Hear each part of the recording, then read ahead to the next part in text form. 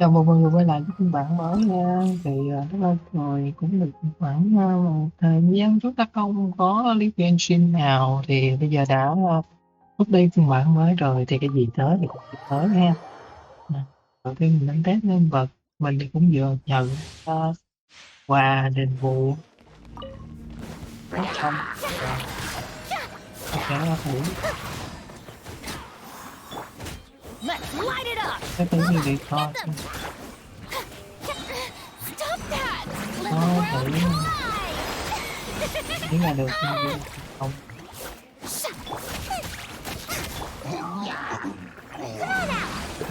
Gotta dash! Không hiểu là Time to shine!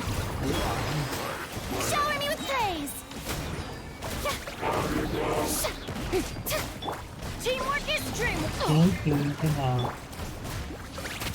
thấy là Eat this! có bánh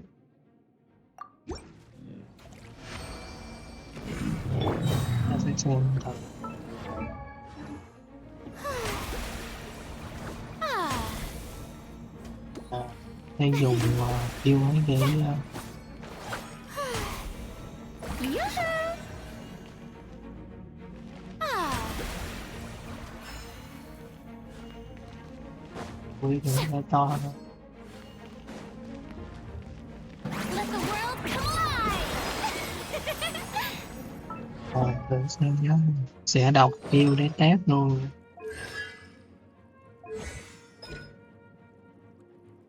Bạn tối đa 4 lần đặc công liên tiếp, trồng có tiêu thể lực nhất định để triển khai đủ đưa độc diễn ở sau trường vật lý và thực xung quanh đồng thời thay đổi ưu tính sức mạnh nền tảng bản thân những trong trận có thành viên salon hoặc ca sĩ nước. Còn được triệu hồi được kỹ năng nguyên tố salon cô đồng thì họ cũng sẽ thay đổi hình lớn hẳn nghe thánh thần và liên tục mỗi cách khoảng thời gian tấn công thường là di trục việc nhắm xuống ngay linh hồn mặt lưỡi gieo nở sống rồi bị dí đến chúng nhưng mà sức mạnh nền tảng hiện tại của Mia gây sát thương nguyên tố thủy và nơi tiếp theo là ông xe từ lớn trong trường sức nền tảng ban đầu sinh ra hết xuống thì trên không là việc. Nói chung là cơ chế của Lina hầu như là một nhân vật có thể gọi là main, nhân vật chính đấy. Kể từ đây về sau sẽ có rất nhiều đội hình, rất nhiều team build xung quanh nó. Bộ phim quá hoành tráng, quá là đầu tư luôn. Chờ của năng lực dị chủng biển sâu cũng sẽ đọc mỗi càng HP trong lượng HP tối đa của nào thì sẽ làm cô độc kỹ thuật tính sức mạnh nền tảng khác nhau nhận theo hướng ngoại thế giới. Có đường đi Salomia tăng 7%, đó là tăng đến 28%. 1.000 điểm thì sẽ tăng 0,7.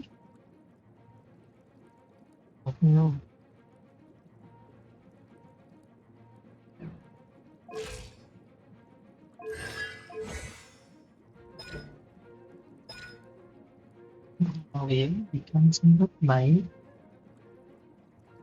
Đi sang em đi là 1 thì 10.000 thì tăng 1, 10.000 tăng 70.000 tăng 20, 8.000 8. Vậy tức khoảng có khoảng nhân 8.000 và trên lệch như thế thì được 28%. Nhân cách hồi phục HP bác sĩ vào đến Nhật con chạy nó giảm, nó là giảm đến 16%. Cũng tùy hết. Trận của đội nhận trị liệu, nếu nguồn trị liệu lần đó không phải bên đây thì đừng hồi phục vượt mức ngõ 2 giây trong 4 giây tiếp theo là sờ một lần HP. Nhân vật trong đội gần đó mức hồi phục tương đương 2% nha. Cái độc viên là sẽ đi với những nhân vật này thủy khác, những healer khác. Ở đây là của Bully Còn Tumena là bay su, có thể cũng kết hợp với bay su ha để tạo ra nhiều loại hình khác nhau. Tại bây giờ nguồn cấp thủy là một trong những nguồn quan trọng để tạo ra phản ứng C, là phải cấp thủy cũng phải mới đổ hạt thảo mới được. Chung là hạt thảo sống thì nhờ hệ thủy thôi, còn nếu mà đi chung với các phản ứng sinh trưởng khác thì thật sự là nó tôi nghĩ ra không nhiều đâu. Rồi như vậy chí tạo thành sự có bọt nước gây sát gần nhiều với tố thủy và que của Vina. Nếu nhân vật trong đội gần đó vào trạng thái tỏ sức vui đùa, nhân vật trong đội gần đó giờ vui đùa chứ đầu Vina có thể đi co-op được hả? Hay là chỉ dành cho những nhân vật trong salon cô độc thôi? Các nhân vật tăng lên hoặc giảm xuống căn cứ vào mỗi 1% lượng HP thay đổi so với boss gây tối đa để cung cấp một điểm náo nhiệt cho Vina. Cái gì điểm náo nhiệt có thể tăng lượng sát thương gây ra. Trị liệu nhận được cho tất cả nhân vật trong đội gần đó. Thời gian duy trì kết thúc xóa điểm náo nhiệt. Đừng có ăn mừng. Tức là cuối cùng quy thì nó ulti này nó sẽ chuyển qua là một dạng búp. Thì là hay kêu lộn chỗ rồi. Đúng ra là phải ở vị trí này cuối vì sao không? Nếu mà QE biến thành ulti á, thì đâu có chịu hồi ra nhiều lần được. Còn nếu mà QE biến thành chiêu kiểu hồi lâu á, thì mình có thể dùng những thanh kiếm như là tế lễ đó để mà bù đắp vào chỗ hồi kill của nhân vật. Nếu trong một đội hình build hoặc là một cách chơi nào đó đi về gọi là thân thiện với người chơi không có nạp á, tiếp tục trong cô đọc mời khách ra một cô lộc ra sân bộ vũ như nghe khách mời sẽ được chia làm thành viên sau âm nhạc ca sĩ nước ngoài làm nền với chuyên vui sáng trưng tự nhiên thú thủy nhắc ngay bên nghe đồng thời chiều hòa ba thành viên salon bạch tuộc bốn tròn nghiên cứu xe số nợ bong bóng chương trình cho fan Nari và cô nhắc lại tiểu bí thư Palestine. Nhưng Gia Long cứ cách một khoảng thời gian sẽ tấn công kẻ địch gần đó, ưu tiên tấn công mục tiêu với nhân vật trong trận. Tố thủy do cái nhân vật Gia Long khi tấn công cho căn cứ vào số lượng nhân vật trong đội ở gần đó có được chiến đấu 50% năng lực tấn công. Do HP nhân vật này số lượng nhân vật phải điều kiện có 31 hơn.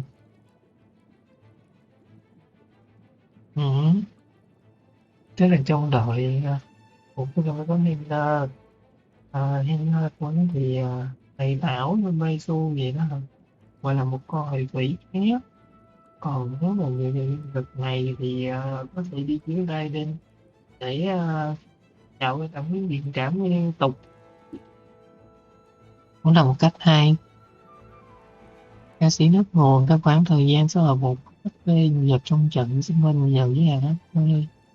Thành viên salon và ca sĩ nước nguồn chia sẻ thời gian duy trì với nhau. Nga Đông qua trọc kích để thay đổi đội hình.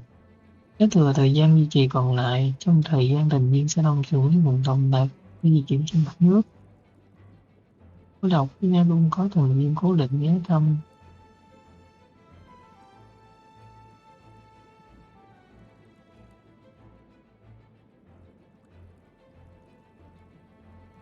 Tức là nếu như mình đã nói trước đó thì Nga có một bộ yêu rất là toàn diện,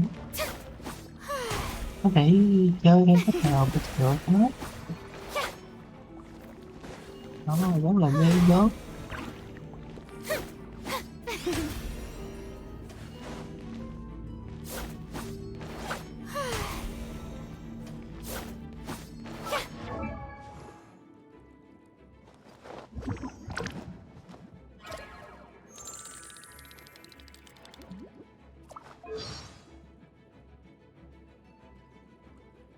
nho xíu.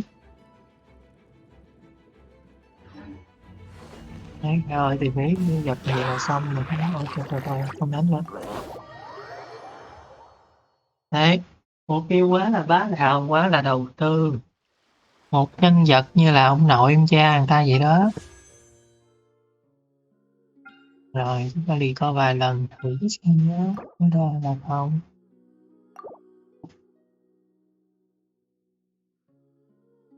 Ôi sao không nổ đi.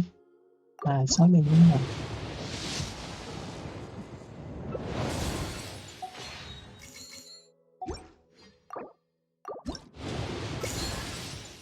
Ồ,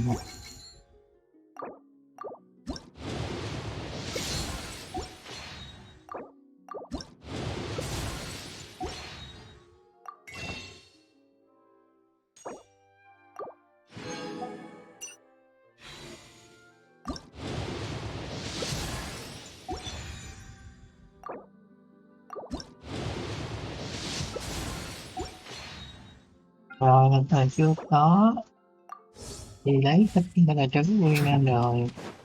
Còn bay xu thì chả có gì để lấy cả nó thôi. Nói chung cũng có rồi.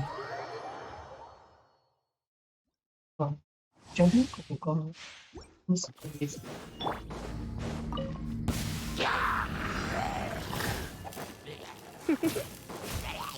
You're in for a little shock. Rain outlines your fate. Know my sword. Witness the power. Cần lấy thì nó thì quá dễ hiểu gì chứ. Let's spark things up a little. A bitter pill to swallow. We're open. Not my glad. Người đi tiên có 4 nhân vật cho thì 3 nhân vật. Remember, health comes first. Quá hơi bị Try not to enjoy this too much. Come a little closer.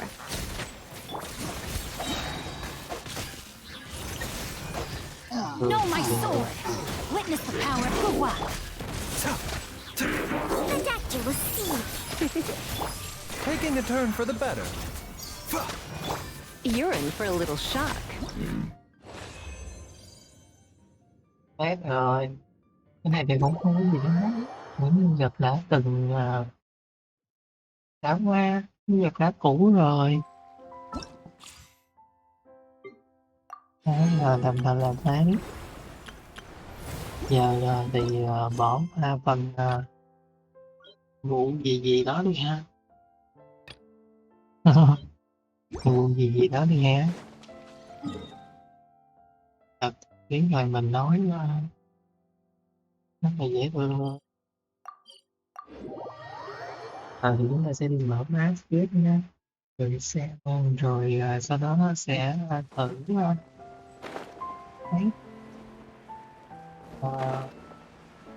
thấy liệu mình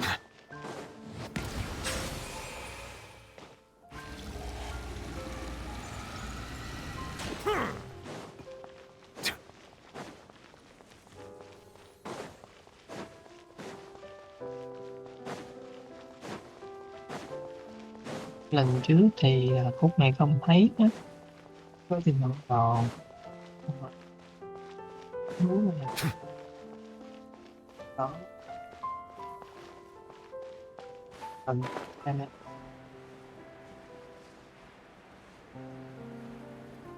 Cái nó hình như có điểm dịch chuyển.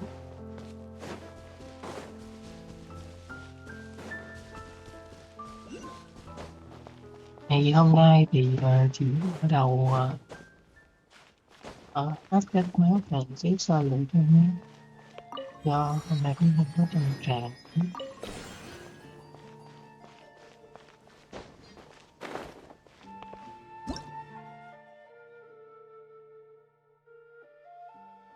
Được câu lạc bộ bóng tròn nhiều sắc, bóng sống là mình được bóng tròn nhiều sắc.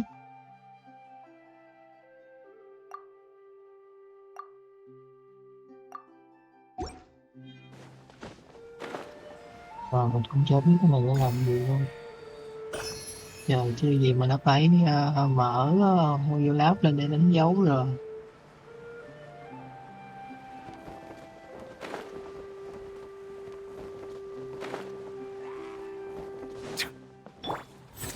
Ignorant. There is no escape. Bow your Thần head. cũng muốn đánh với con này để làm gì? The tides beckon. Thôi lỡ chạm mặt rồi thì xử nhau luôn đi. Đâu đẹp lòng với nhau đâu. Tỉnh nhau để làm gì? Quánh nhau đi.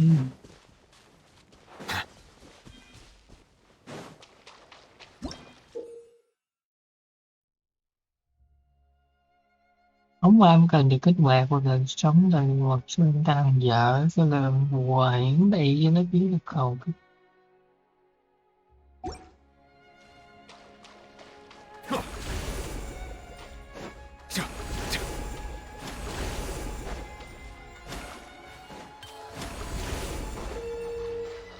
Tìm một con nào đó bị cung thì đánh dễ rồi. Người ta hết chưa?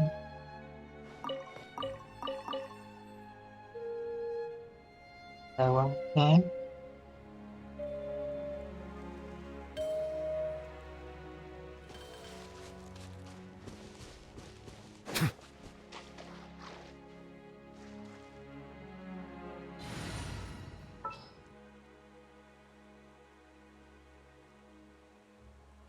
Tiếp vào là chúng ta đi chơi giải đố liền rồi đó không? Rồi, The thật sự hunt là begins.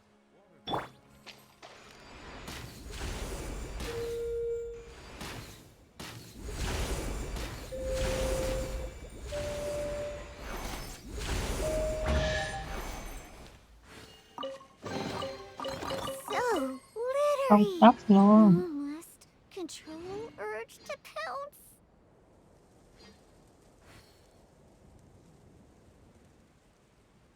Rồi, mình đã mở được map mobile app rồi. Đăng nhập vào.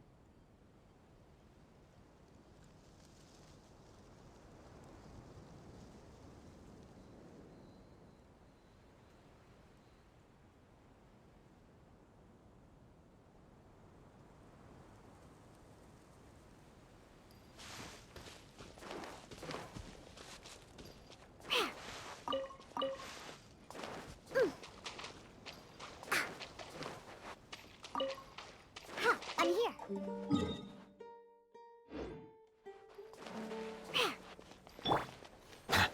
Câu đầu tiên nhất là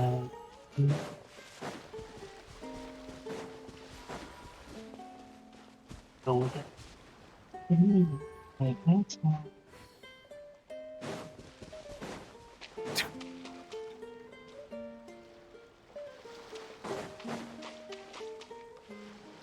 Khi mở mobile app thì tí mình sẽ đặt dừng xíu. Mobile app đã xong. Tiếp tục hay nhất.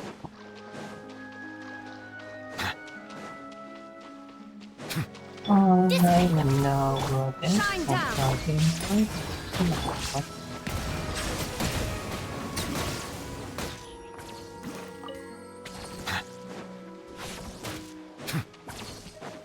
Cụ thể quan biết là thời gian làm nhiệm vụ có xin chứ là các bạn bóng sớm.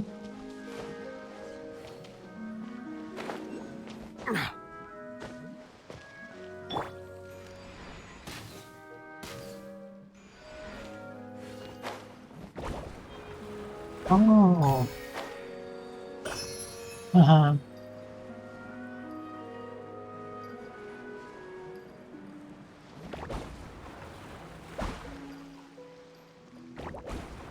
Oh. Bị lên lên xuống hoài là cười lắm. I'm flying.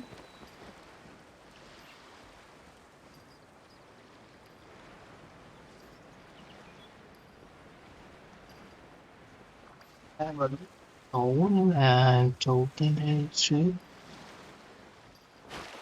xem nó như thế nào, test một số có thôi.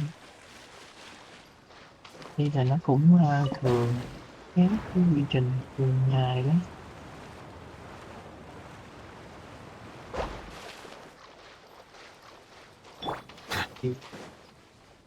Trước giờ thì không đi vào được chỗ này.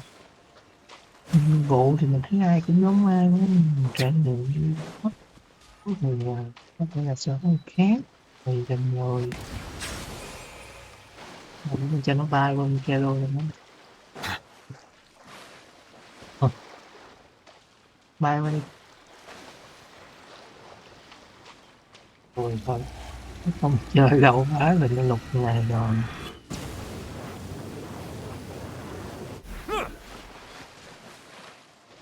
Thôi bơi qua thành công. Stand with me. Silence!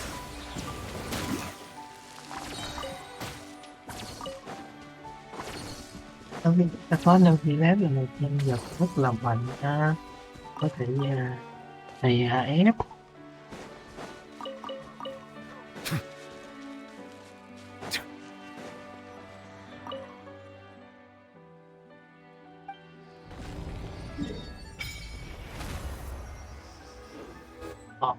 Tầm trẻ còn sống dài dài, xu hướng từ sau.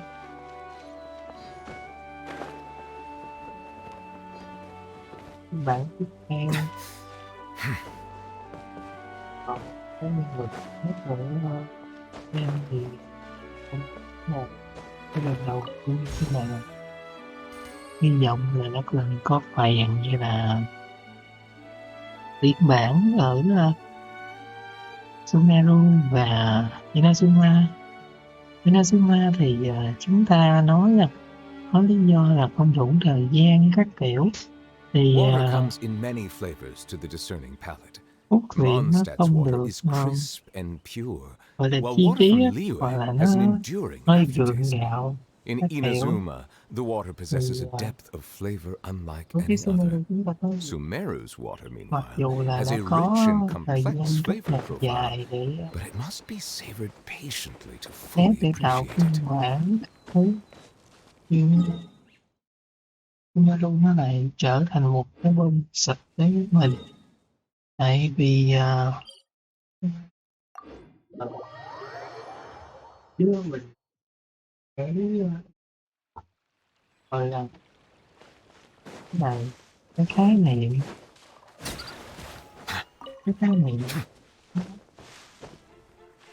hơi hẹp, và ở đây mọi người sẽ đánh tráo khái niệm, nên nó là các công Bow việc your head. nhỏ của chính bản thân những người mà nó ở ra phiên bản này sẽ rất nhiều và cũng không có từ ngữ nào chính xác để thể hiện cách nghĩ của mình.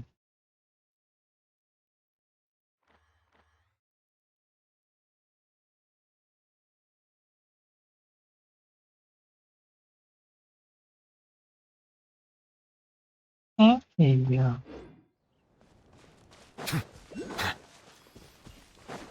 đợi nó có cái này nha, chúng ta trò chơi đang cào bằng có hai cái niệm,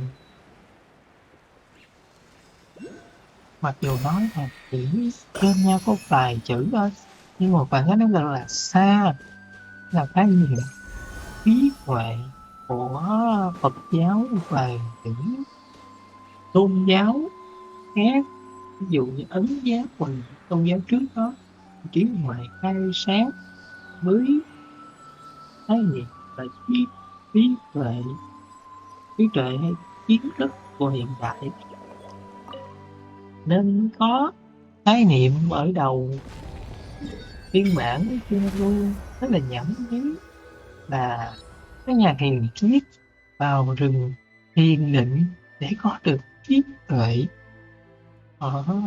Thì này không mang đến trí tuệ nó chỉ mang đến cái gì vậy? Vĩnh tâm thần mà thôi, không thể nào nó trí tuệ được thôi. Sau đó thì nếu mà có thì tạo nên cái gì mới thì nó cũng tự Once there was a glorious mà rồi đó, kingdom established among the heavens. tự mình nghĩ ra nó không có kiểm chứng, không có thực tế.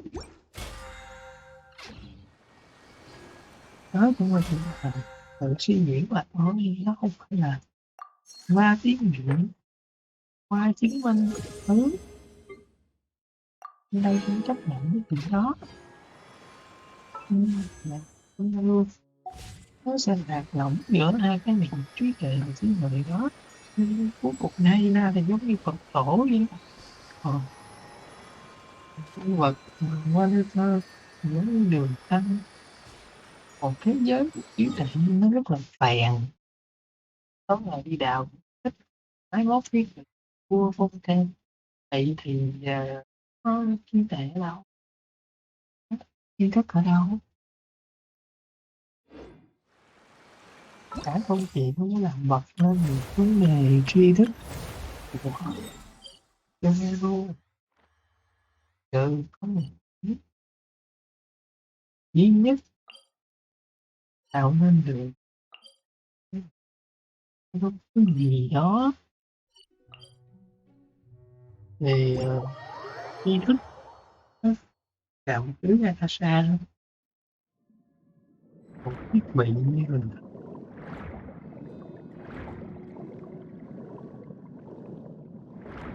biết ta còn sẽ luôn mà mình thấy cái này những tri thức nên là biết thì cái thứ nó rất là quê mùa.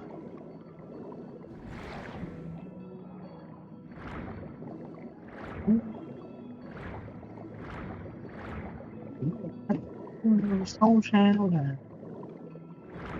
chi tiết hơn nữa. Tại sao nó là quê mùa? Quê tại vì nó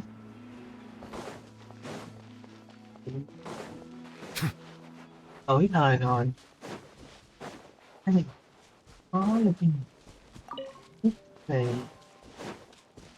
xa xưa khi mà con người ta không có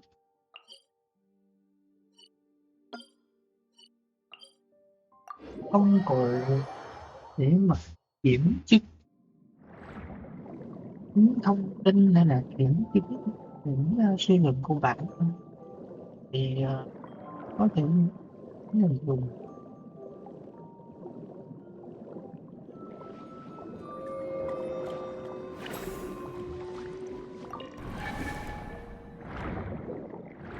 tự thiên thân suy nghĩ hoặc là nói theo cách của mình giả lập trong não bộ.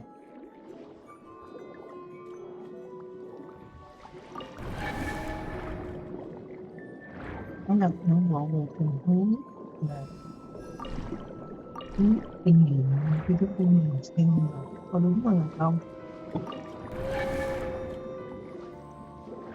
Ta xưa thì nó không hậu viện tại có những đi đức vấn với thần thánh thì nó làm cái sự nó không ăn nhập lúc mà con người ta lý tính thì sẽ không có bị cảm tính nữa, chủ động không vấn đề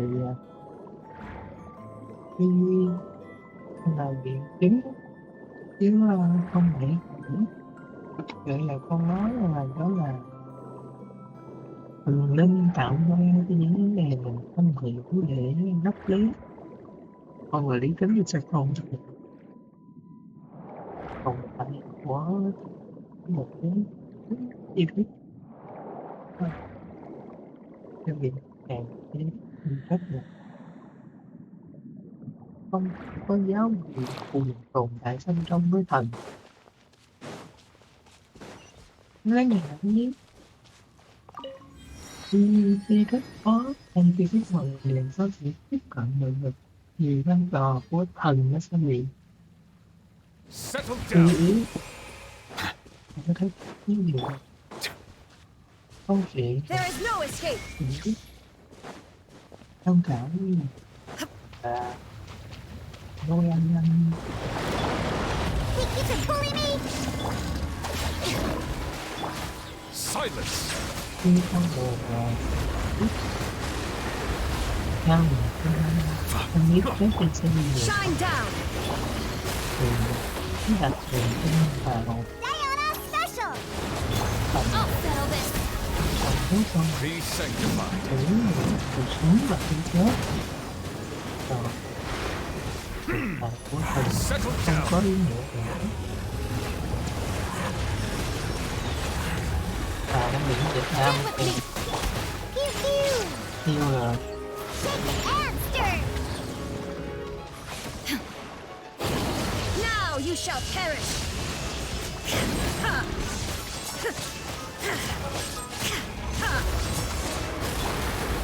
Let's go, let's go!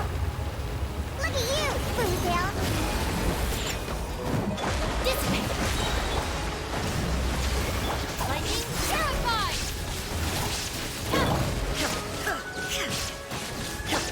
Silence. Think you can bully me? Illusion shattered. Inazuma đánh shines kiểu này thì eternal. không chết được nhưng mà nó thật không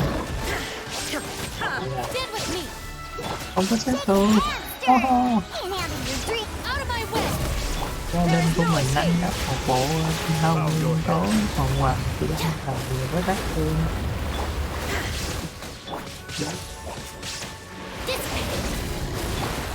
chút phản ứng hoặc Shine down. cũng phản ứng sinh thương Torn to oblivion. cũng phần cũng bay đầu rồi nó đi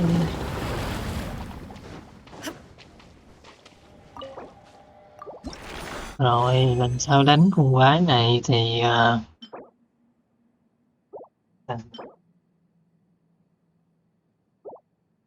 duy nhất là nhân dạng đó đây là sự phân tán nó tính chất tương đồng với tinh thể lấy được vị dụng biến sâu trong rất nhiều tạp chất dụng như bong bóng khí động trong thủy tinh và chế nép ví như thôi cũng về gì nước chưa đạt mức siêu việt bây giờ Đấy.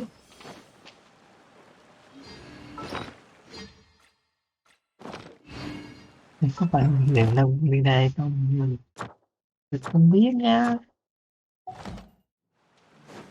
giảm mình cũng chưa có bao nhiêu nghe cho nên phải lời những câu hỏi như vậy chúng ta thì có vui gì không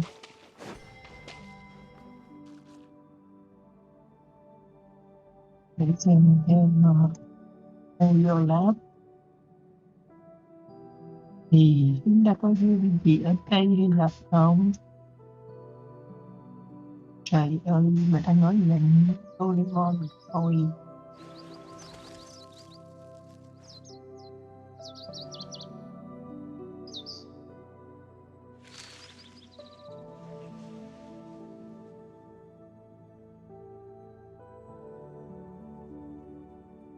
không thấy được xuống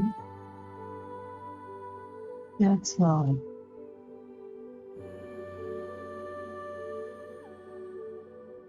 Inactivity serves no purpose whatsoever.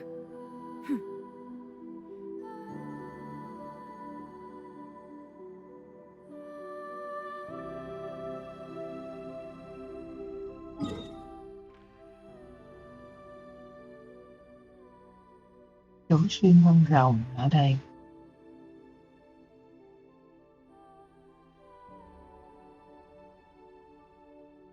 hiểu hiểu tôi có audio lab một câu dài mình chơi lại từ đầu nó thật không rồi, ok có rung gì đây không không có rung gì đây hả quay tâm tư là như thế chúng ta vẫn có sẽ mở một số trụ BD dọc đường ha. Đầu lúc đó thì mình cũng thương cũng biết tay thương.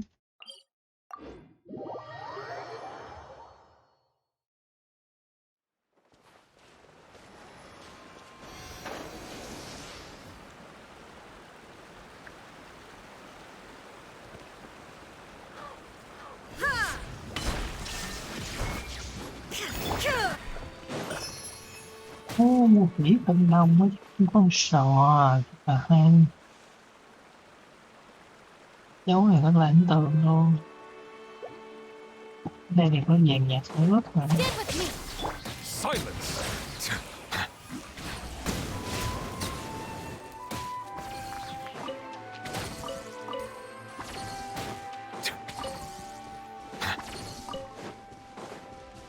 Settle down. Sao không đánh trúng gì? Ừ đấy.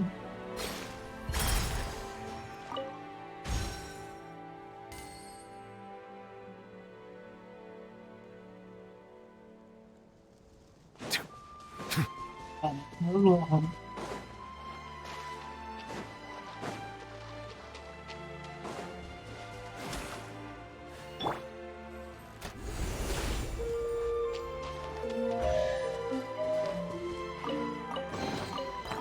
So glittery.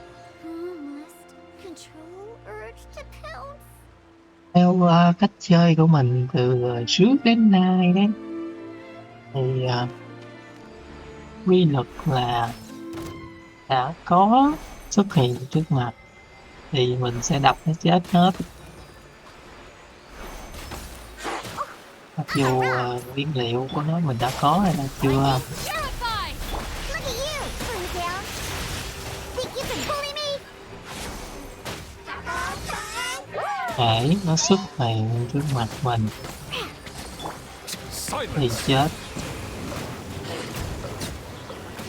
Có nói nhiều. Trên đường mình đi này đấy thì mình sẽ không tha cho con nào hết,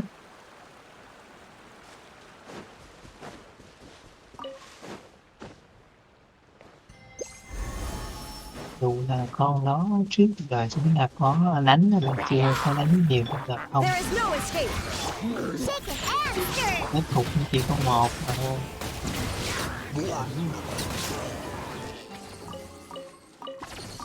Đĩa nó Let the record show that I verbally consent to relinquishing these items into your possession. nói gì mà nhiều vậy hả? Nói gì mà không kịp nghe luôn vậy?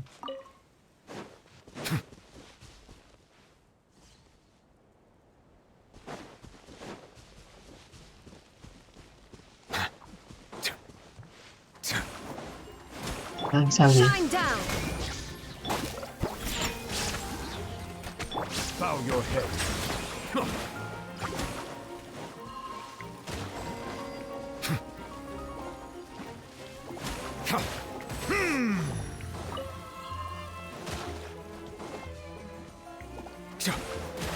Pew pew.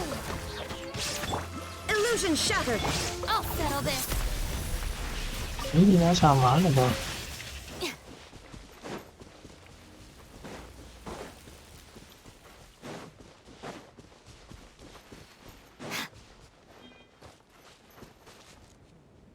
Hiểu chơi mấy này sao vậy?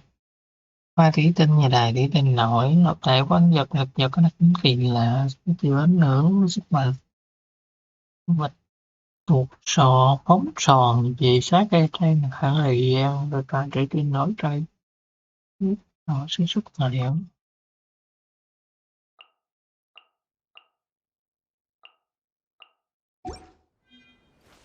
Hiểu.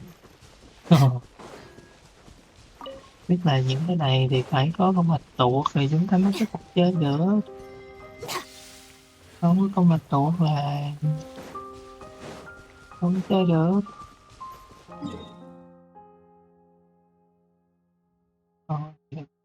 Đầu quay lại lép tuột sao Vậy là số phận chúng ta không thoát được. Bây giờ hơi thở là phải chơi nhiệm vụ trước.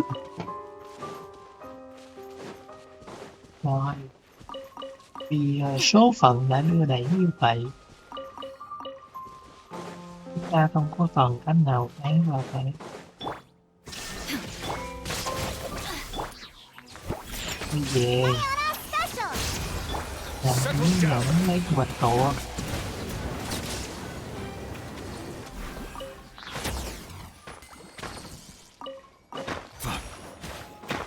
Vào đá không rớt của mình. Không rớt rồi. Rồi vậy là anh không phải là anh phá đá, không phá đá được rồi. Còn nghĩa này thì giờ để rơi xuống không đâu. Ý cái cũng phải đồng đồng từ lúc đầu nhưng mà đã lấy rồi.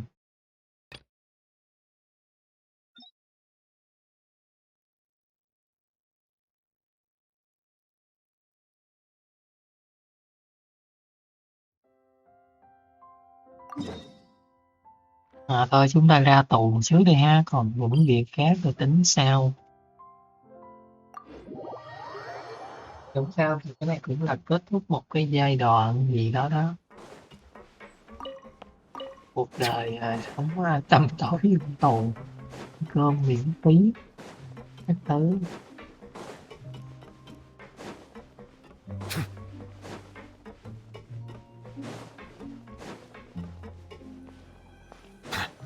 Rồi cuộc đời vẫn đẹp sao? Now for a little rest after breakfast. This is the life.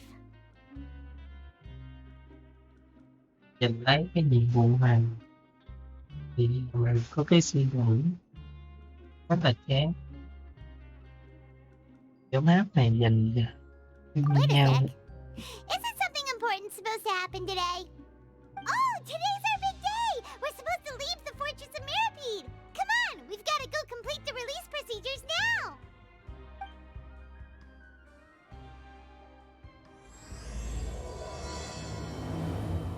Còn chương 4.000 năm. Có lẽ 5 tháng nữa. 5 tháng mà ra tù vậy đó là kỳ.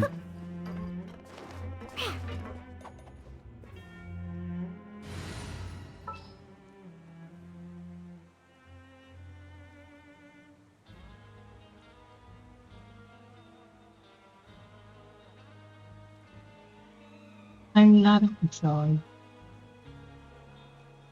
Đây, My mind is completely blank. thì bỏ hai I luôn need vào to đi. get out and walk. I'll treat your wounds. Rồi thôi.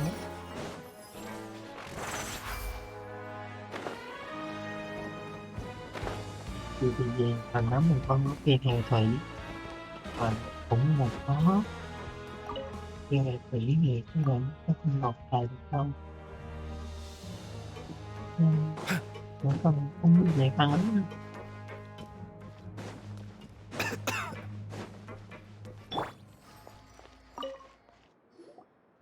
Please, sign here. This document will be effective immediately upon signing, and you two may exit the Fortress of Mirapede via the regular channels. It's been so long since we've been to the surface. Let's hurry up and... Huh? What's happening? Cái này sập rồi, nước biển tới nguyên sắp Fine, rồi, thanks. trồi nó được rồi. But I wonder what that tremor was just now. Let's go ask the Duke. Ủa, không phải hỏi nữa sao? Để đầu mà không.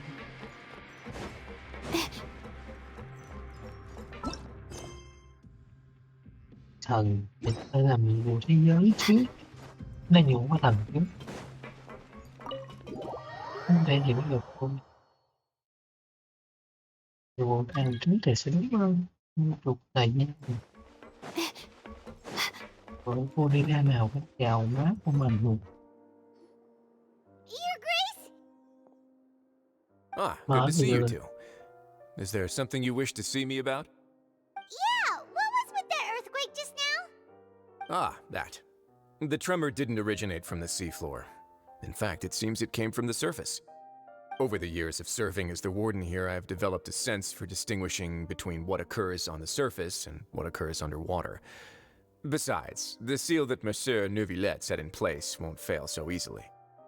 So the fortress is okay? If you recall our last incident, if there really were a problem, there would be crowds of inmates in a panic right now.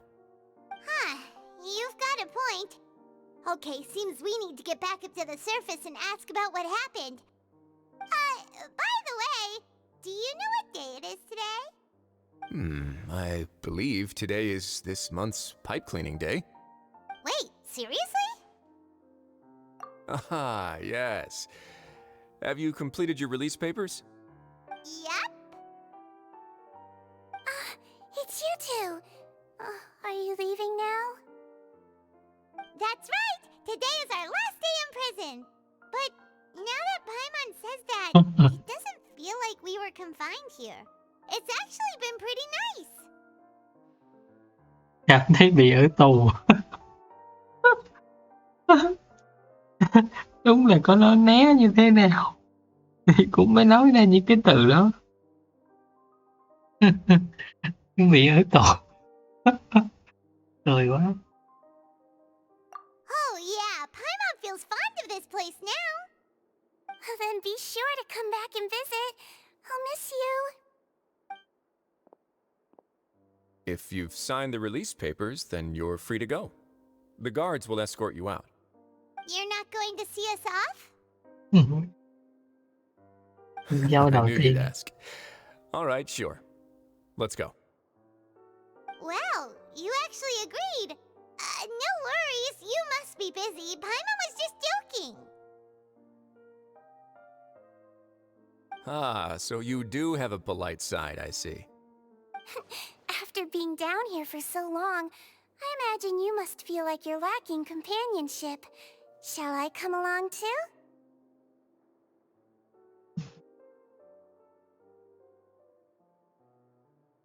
Yeah, don't worry, we'll come back to see you.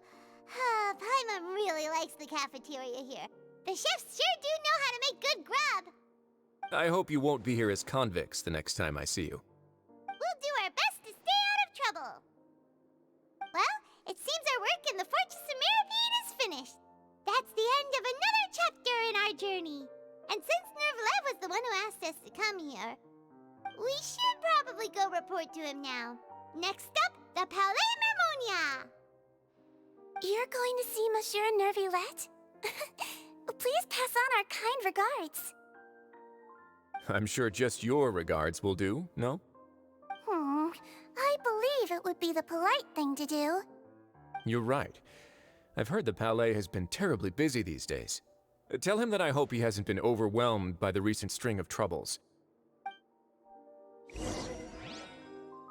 Họ cho nhau quá ha. If you're concerned about things at the Palais, why don't you take some time to go up and check things out? I believe you should still have some vacation time to spend. Thank you for being so understanding. It means a lot. It's been some time since I've gone to the surface. I must say that I've started to miss it a little. Đi nhá. Hai người không đưa ôm tiễn gì đó là tôi đi một mình đấy.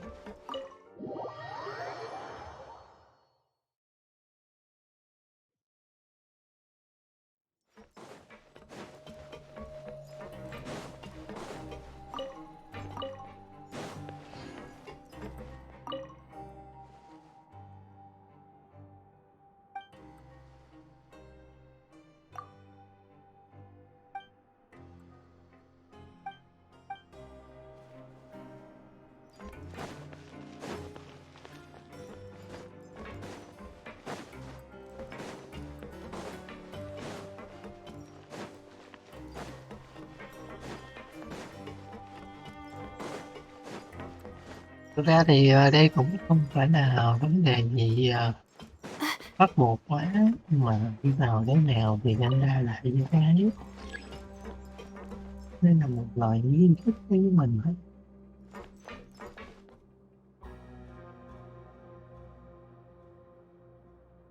Bên thời rồi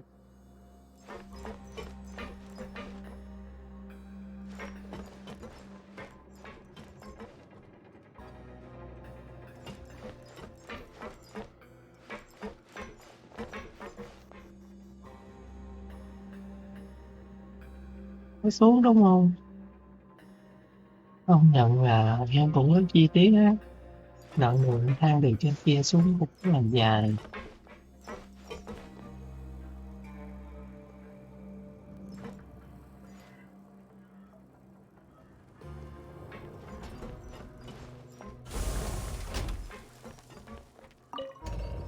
Trời đất ơi, tạm biệt một thế giới riêng biệt, một ngôi nhà phía sâu trong lòng Việt, cánh cửa của thảm họa. Thám đi, thám đi.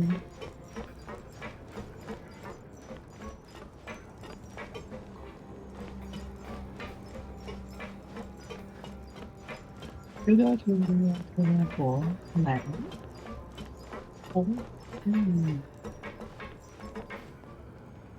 thực sự có nhiều cái để tôi nghĩ biết là nhà tù là hỗn loạn, nhiều thế lực, các thứ phân tranh các kiểu, rồi không có ai dám đi sâu vào hết cầu, có ngóc ngách là không có người biết.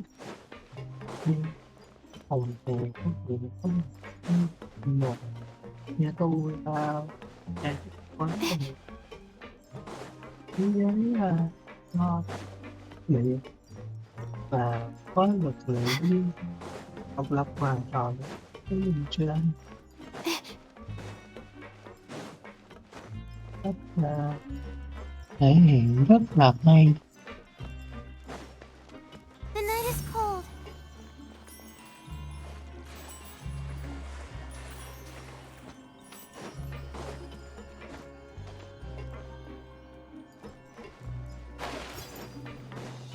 Not now.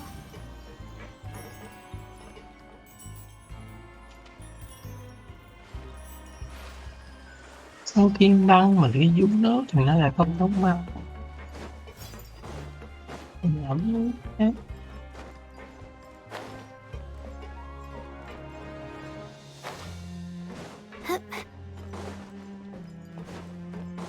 Nước nó vào thế nào nè.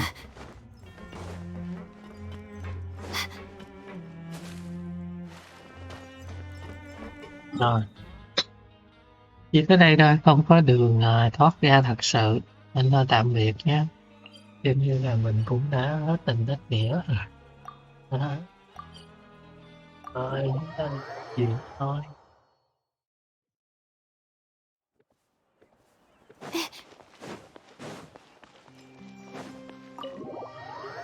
Cái mạch lúc ban đầu là đổ dở rồi nhá. Chúng ta sẽ tiếp tục đi theo cái mạch cũ là câu chuyện.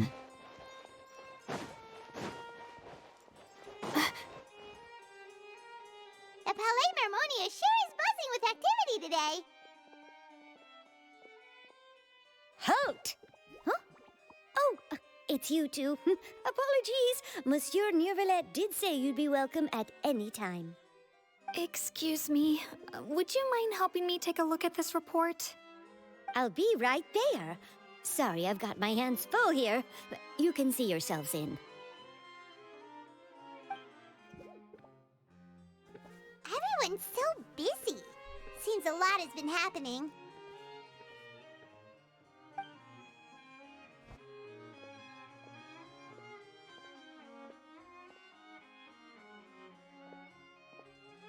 Neuvillette! Hello. You've come at the right time, but you'll have to wait for just a moment, as there are some urgent matters I must tend to first. In the meantime, please, have a seat. If you'd like to have something to drink, let the Melusine outside know. That's all right. We just ate. Very well then. Let's take a break over there while we wait for him to finish his work.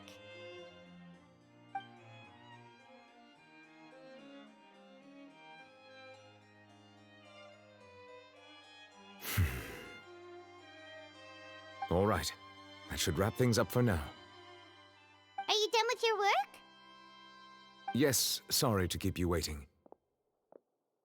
Today should be the day you were released from the Fortress of Meripede, and it appears that you've managed to complete all the release paperwork. Vậy đó That's đã right, đó. and we came here to see you right away.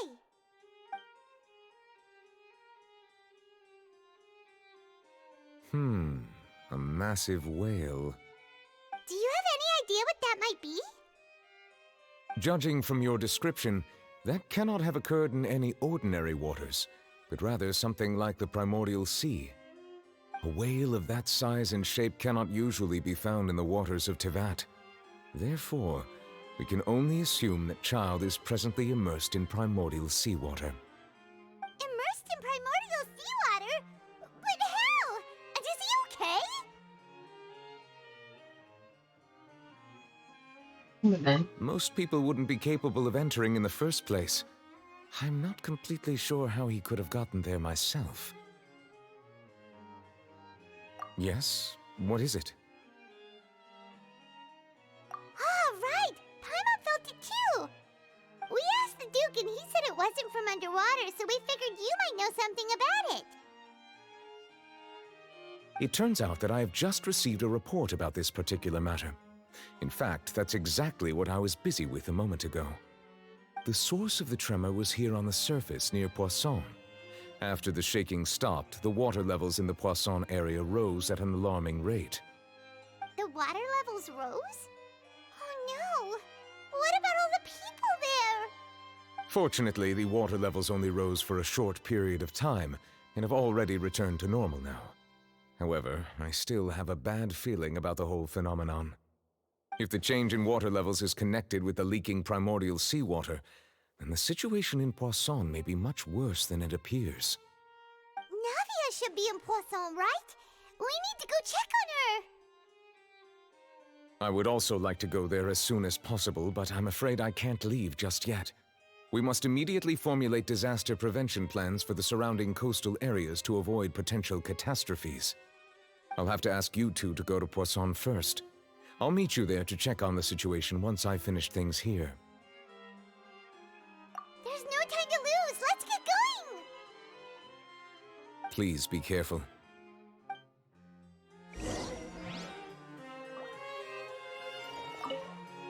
The two of you have my thanks. If you need any help, just let me know. Ai cũng bận hết trơn á. Yêu chưa chắc gì nhận được phòng áo thì kia sẽ làm cái gì.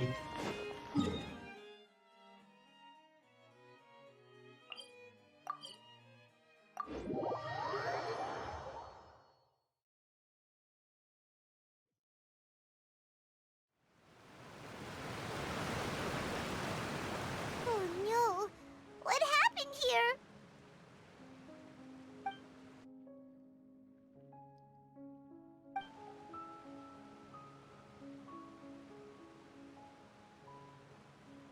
Navia should be around here, right? We need to make sure she's still... I mean...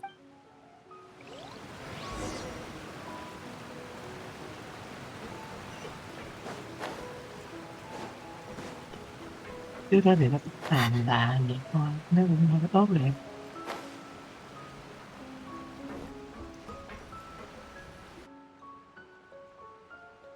We haven't seen a single soul all the way here.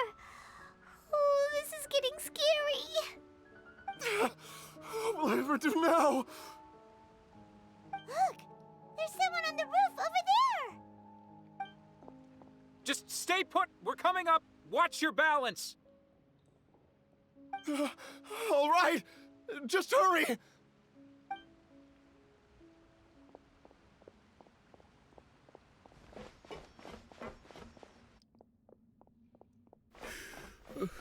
I'm not young anymore. How will I survive on my own? My Desiree! Oh, he looks pretty sad. My leg! My leg! How could this have happened? It hurts! Just hang in there. Help is on the way. You can hold my hand if it makes you feel better.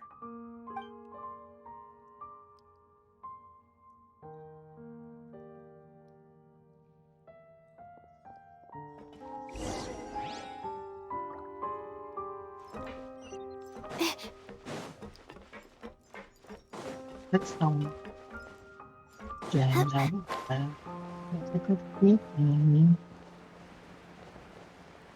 trang thì mọi người nói skin đấy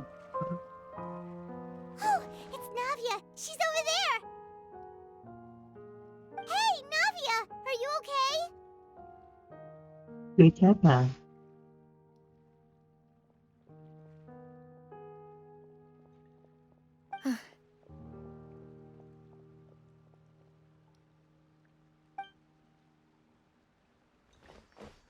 You're here. We heard there was a situation in Poisson, so we came as quickly as we could. Yes. As you can see, the water level suddenly rose. It caused quite the disturbance, in fact.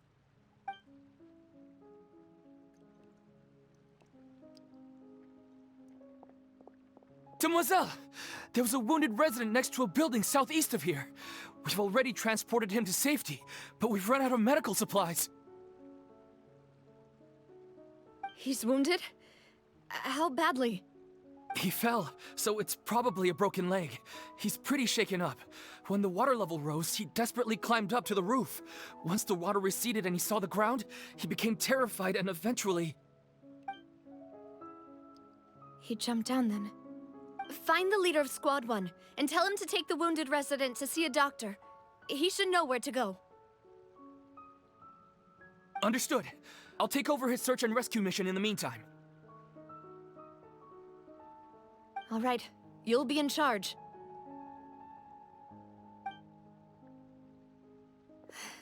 I'm sorry. Where were we? The situation in Poisson? Ah, right. Allow me to explain. A little earlier, we suddenly heard a loud noise. At first, everyone thought that something might have exploded in the waterways. But before we knew it, water started pouring out from everywhere. The rushing water seemed a little odd, almost like the unique color of primordial seawater. Some people didn't realize the danger and thought it was just ordinary water leaking from somewhere. Everyone on the street who happened to be close to the water didn't have a chance to escape. As the water levels rose, they suddenly disappeared. They were all dissolved. Those who realized what was happening started to flee in a panic, desperately trying to get to higher ground. Many were injured in the stampede, and some people fell from significant heights.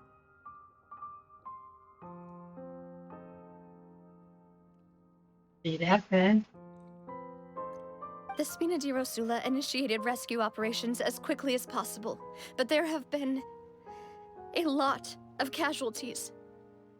Fortunately, the water began to recede after some time, and the chaos came to an end. The water that flooded the area contained primordial seawater, so the lower levels of Poisson are still hazardous. To ensure everyone's safety, I've asked the people there to leave as soon as possible. No one knows if this could happen again. All we can do for now is try our best to help evacuate the residents. We still haven't completed the head count, but we'll have some numbers soon. How awful. And all of this just came out of nowhere. It was quite frightening indeed. I only wish that everything that just happened was a bad dream. Is there any way we can help, Navia?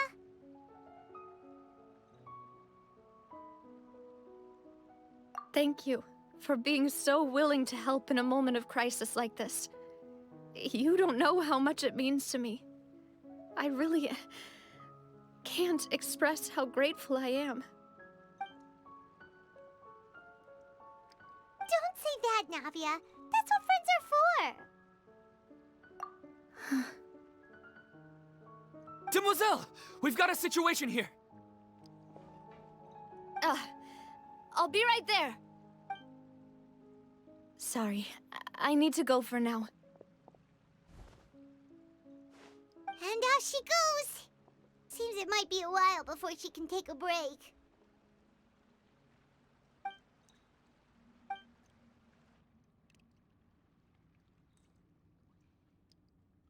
Okay, the wounded are being tended to, and we finished a preliminary head count.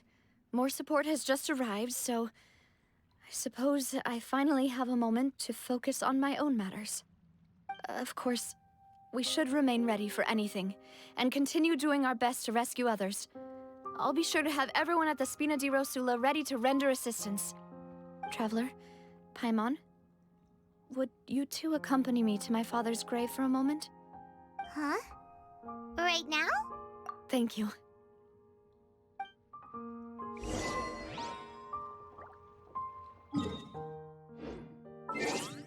Cái gì?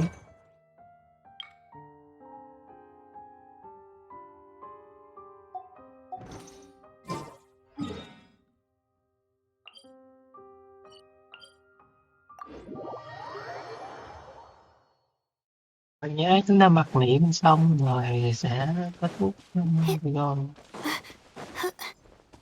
Nếu là rồi.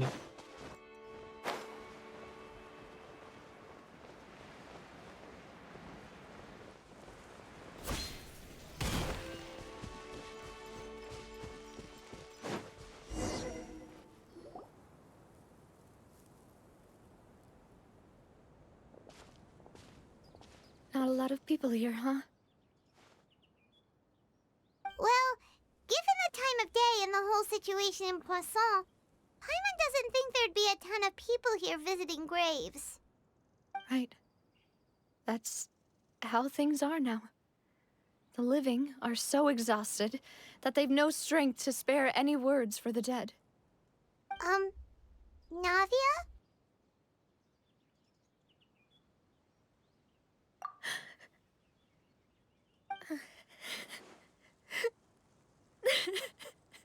Mà Navia, what's wrong? Sorry. I just... Malus and Silver... They won't ever come back here again. What should I do, Papa? có lòng Huh? dù đã biết trước What rồi. happened to them?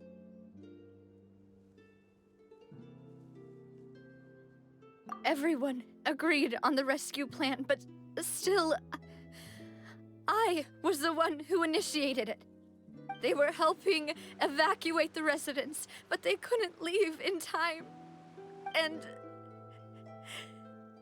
they were caught in the seawater.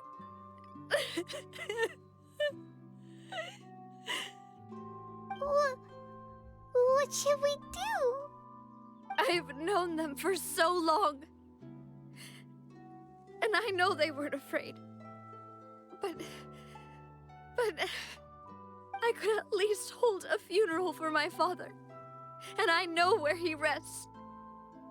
But as for Malus and Silver, they're just... gone. I just can't...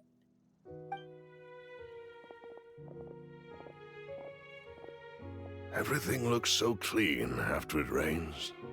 Even the gravestones. I didn't expect that you'd enjoy a glass of red wine in front of Master Callus's grave. I can understand. Besides, the scenery here isn't half bad. See, it's not just me.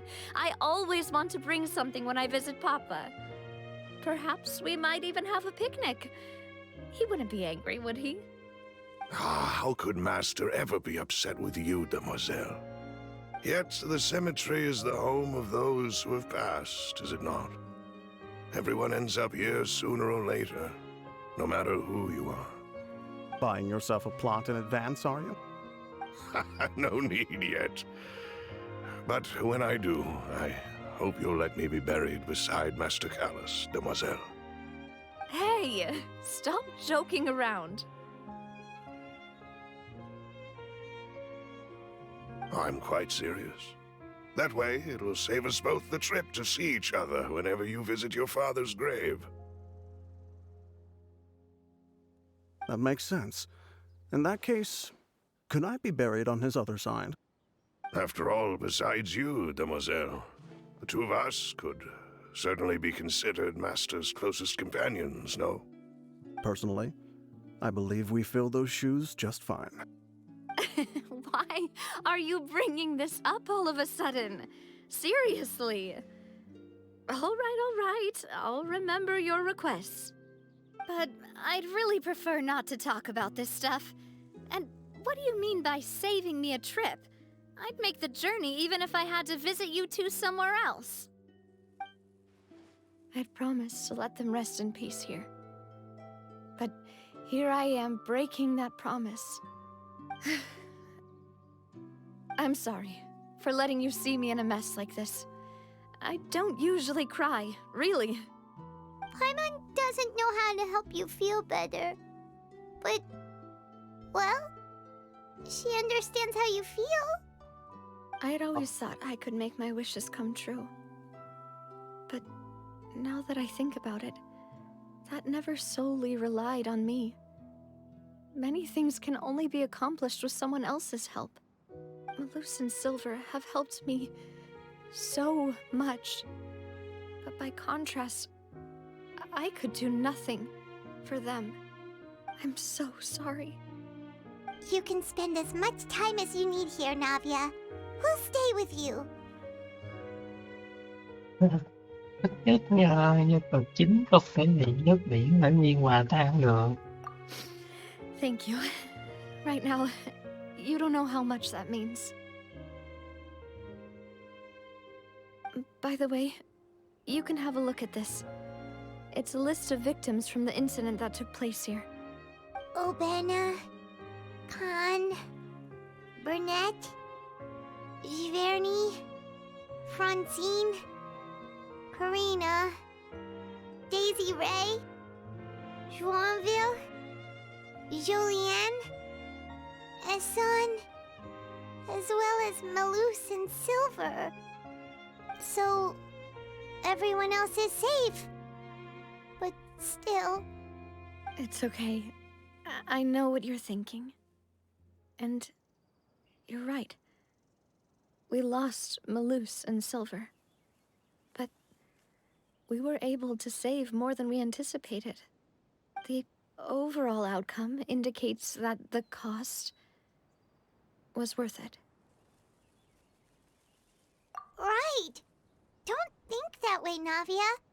One person might be saved at the expense of another, sure, but that isn't something we should ever consider a trade. Malus and Silver were not the price for saving anyone. They're heroes. You're right. Thank you, Paimon.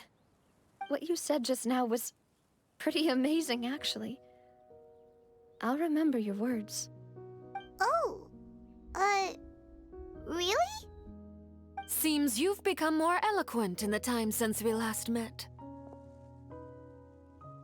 The knave? What are you doing here? Is everything going well on your side? Yes, my people are carrying out the mission according to your request. All the residents of Poisson have been evacuated, and we're preparing to relocate them to higher ground. As for these supplies, we have everything taken care of. There is no need to worry. Thank you very much. Wait, do you two know each other? We just met recently.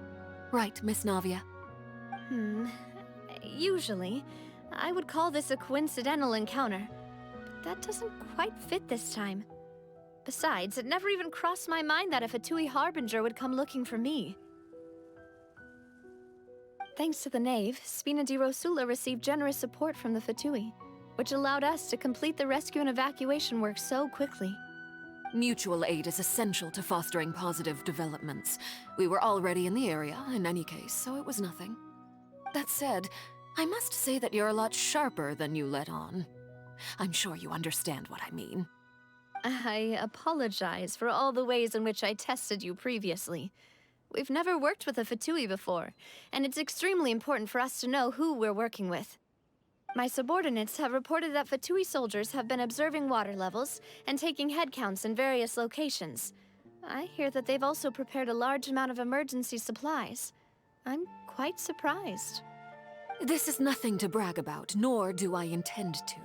It is simply the way of powerful organizations to act forcefully, whether they are doing good or ill. You've witnessed that firsthand, in any case. As I've told this traveler before, I know of the prophecy, and I intend to prevent the impending disaster. Lending your organization a hand was a natural first step in accomplishing that. As such, do not be troubled by this token of our sincerity.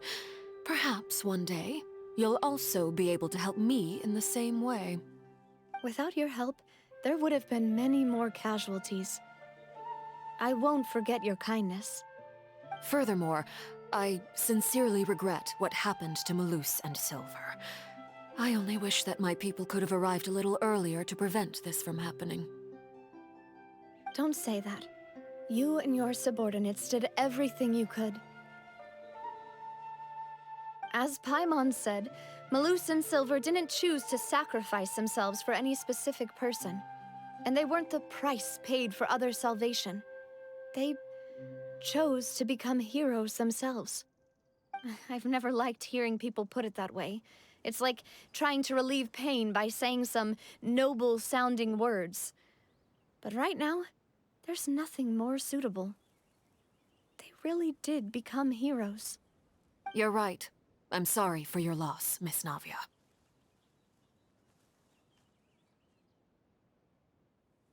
Water is life to Fontaine's people, and it also spells disaster. It's no wonder that people always say that prophecies represent fate. Fortunately, I've never been one for such opinions. So, you're one who will try to change fate, then? Of course. That is why I'm going to Hotel Bouffe de Thé. I still have some things to take care of, and the children need my attention. By the way, Traveler, Paimon, one more thing. Alright, then we'll just... Huh? This isn't right. Paimon thought you would ask us to walk with you for a moment so you could tell us something in private. That is a clever and useful conversation technique, which I do like to use when necessary. But there's no need today. It would not hurt to have Miss Navia listening in. Traveler, I'm sure you remember that I said we could work together when we had the chance. You and I both know that there may be issues with the Primordial Sea. Previously, it was the Fortress of Meripede's sluice gate, and this time it was the water levels in Poisson. These are both signals. Indeed. Allow me to share the latest intel I've received from the House of the Hearth's intelligence network with you. During some recent investigations, a child claimed to have discovered some ruins near Poisson. The ruins date back to ancient times, and seem to be worth investigating in many ways. Judging by the dating of the ruins, they may be related to the prophecy and the coming crisis. The situation is becoming more urgent, so any pertinent information will prove extremely precious. My people initially came to prepare for ruin exploration. Unexpectedly, this disaster struck, and at present, we're all busy prioritizing the rescue effort. So that's why the Fatui were already in Poisson. I wanted to take the children along, but unfortunately, Linny, Lynette, and Fremine have all been dispatched to higher ground to assist affected residents. Linny told me that outside of the house, the person they trust most is you. which is why I want to give you this task. The House of the Hearth's members see each other as family, but Linny, Lynette, and Fremine said that they also see you as such, even though you are not from the house. I'm sure you already understand how earnest they consider their friendship with you to be. Oh, that somehow makes Paimon feel kinda happy. The intel I just shared about the ruins could fetch a high price. But since the children consider you family, it's only natural that I freely share it with you. Oh, come on. So all we gotta do is go to some ruins, right? We can handle that. Excuse me, but may I tag along? You wish to join, Miss Navia? But are you sure you're up to exploring some ruins? You need to rest. Well, I'm sad, yes. But I can't just go back and plop myself into a chair by the roadside and do nothing. There's no point in being depressed while we still have a disaster on our hands. As my father's successor, I must live up to the hopes he had in me. Besides, I'm also doing this for myself. I need something, a distraction, to keep my mind off Malus and Silver.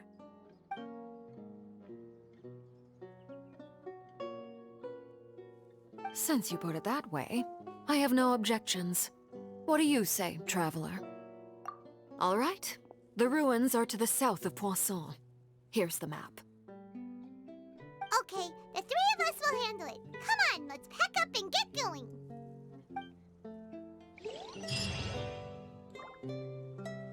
Còn đi đó là một